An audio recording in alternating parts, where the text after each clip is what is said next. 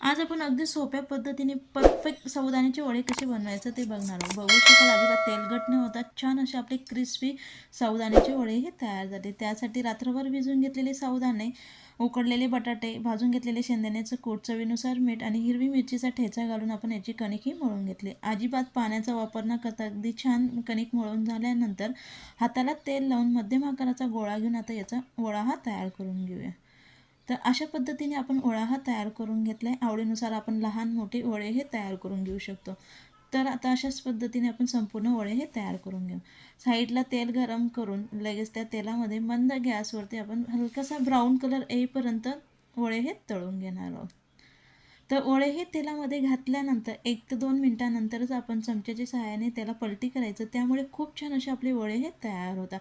तर बघू शकाल अजिबात तेलकट न होता छान असे आपले क्रिस्पी वडे हे तयार आहे.